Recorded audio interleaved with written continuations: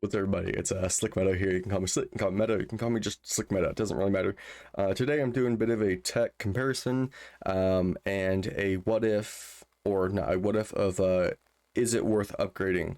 So today I'm doing a video on something I cannot find on YouTube, at least not in English. I'm looking to see if it's worth an upgrade from the Razer Seiren Mini to the Razer Seiren V2 Pro. I know this is a bit of a kind of a stickler for an upgrade video. It's a huge dynamic second generation Razer microphone versus a first generation condenser Razer microphone. It's this little pill compared to this big honking thing, but it's actually a pretty standard question. I mean, should you upgrade from this good quality cheap condenser microphone to go to this huge dynamic, honking thing of a microphone that's $100 more than it?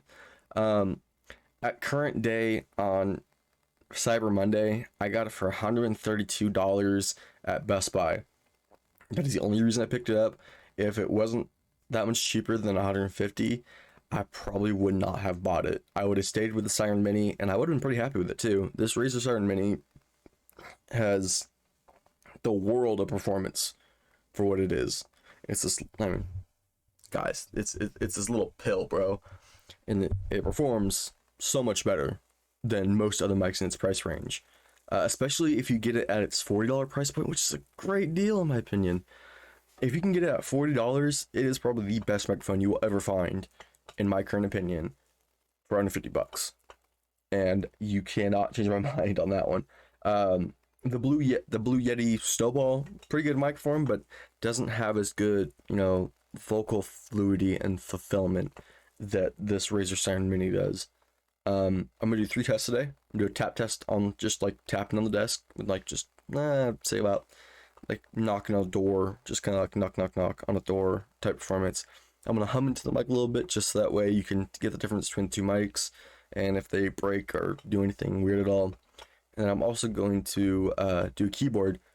I'm gonna use my keyboard, which is the Razer Huntsman TKL purple switches, purple optical switches, so they're the tactiles, not the quiet and linears. And that's gonna, then after the test I do on both of them, I will give my final opinion on, as a small content creator, is it worth going from the Razer Siren Mini to the Razer Siren V2 Pro. So let's get started. I'll do a tapping on the desk. And like, knocking on a door gives you a pretty good amount of pressure. All right. And now we're going to do a clicking behind the keyboard.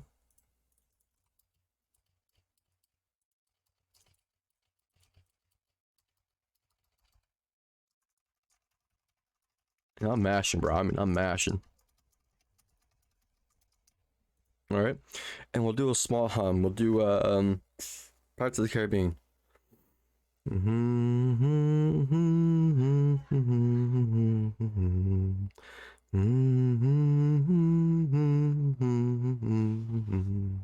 that's basically just like the Pirates of the Caribbean yo ho parts like for me. And now we'll switch over to the Razer Siren V2 Pro.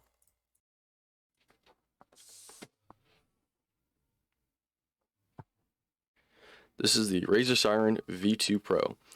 This is a, like I said, dynamic, so you're talking to the front of it, or the top of it I should say, but I say front because I have it facing like this to me and not like this, so you're talking to the top of the microphone, not the sides. This mic does a really good job at getting rid of background noise, except for loud, high-pitched sirens that you're probably hearing. Give me 1 second. And we're back. Apparently, neighbor across the way had a heart attack or something, I don't know. But like I was saying, it's really good at getting rid of background noises, except for kind of like loud pitched things. But like, say your significant other or family member walks into the room while you're gaming or streaming, the stream's not going to hear that person clearly. It's going to be a bit of a muffled sound. Ooh, excuse me. It's going to be a bit of a muffled sound, and it's not going to be as clear. So if something private is said, you can either like they're not going to hear it, or you can just like simply mute the mic. Of course, I mean, this has a great feature. Hold on, you're going to hear a little bit of noise because I'm messing with it. But it has a mute button right here, and it will toggle like here. I'll tap the mic back and press it press it again, it will turn green and it will start picking up again. It's also got a volume dial, so if you have your headset plugged into the port on the back of the microphone, and it's also got a gain volume to kind of, you know, turn up and down the mic as you turn the dial. I mean, pretty self-explanatory. Turn the dial, you get volume, and that is for gain and gain only. Put it back this way. There we go. But like I said before, dynamic microphone, $150, sounds good. Does it sound as good as it could? Yes and no. For $150 and with Razer, it's a great microphone for a subpar price. Honestly, if this went down to $125, I'd say it was probably the best USB dynamic microphone I've ever had the pleasure of working with, and I've worked with about five or six of them. My brother does a lot of music, and he uses dynamic microphones. They're just a studio microphone because, one, they're cheaper, and they perform at somewhat of the same level if you're getting a cheaper studio microphone.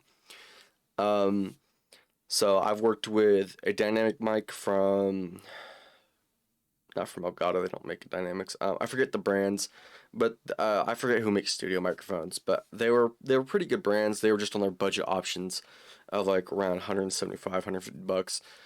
But it's not that bad. So let's do the 3 tests of me knocking on the ground or on the table. Like I said, I'm just kind of like as if I'm like knocking on a door. Okay, and now we'll do a keyboard test.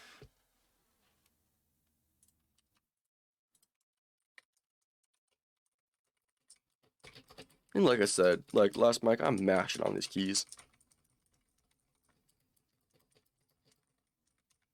Alright, and now we'll do a hum test. Like I said before, Pirates of the Caribbean.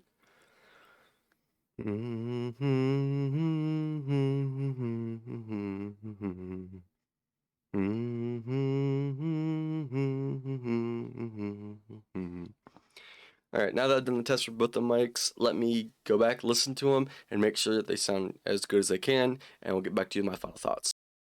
Alright, I've reviewed the audio, and it's kind of as I thought. It's worth the upgrade if you think it's worth the upgrade. So what I mean by that is that if you're just streaming, like you just started, you got 1 viewer or no viewers, and you got less than 100 followers, honestly, save your money. Get the Seiren Mini. It's a great microphone, and at $50 to $40, its price performance ratio is off the charts in my opinion. It sounds good. It doesn't have the crackling noise that I thought it would have at the low humming tones, and it's just an amazing microphone. But if you've already got a good following, say 100 plus, and you're averaging those 5 to 10 viewers, and you want to give your viewers the best performance you can give them without breaking the bank going for a studio microphone, give the V2 Pro a go, man. I mean, it's a great microphone. It handled the humming and the background noise to a T, with the exception of that siren. I mean, I'll cut it out in post and whatnot, but it sounds amazing in my personal opinion. So the final question, is it worth the upgrade? Situation based. Yes, if you're wanting to give the best performance to your viewers without sacrificing $300-400 for a studio microphone. I mean, like I said, all based on personal preference, but if you wanted to know and find a video with plug and play performance for if it was worth the upgrade, you found your video, and I'm giving you my opinion. It's based on your personal needs and what you want to put out to your viewers. I hope this was a helpful video, guys, and I'll catch you on the next one. Peace. My word is the law. Now go and dump the guts from the guard. I fix my flaws with the world in my palm, but one wrong move and I can destroy it all. The rise and the fall, destruction, the calm, the spring and the fall. Different smoke for different folks, different bitches, different strokes. That's just how it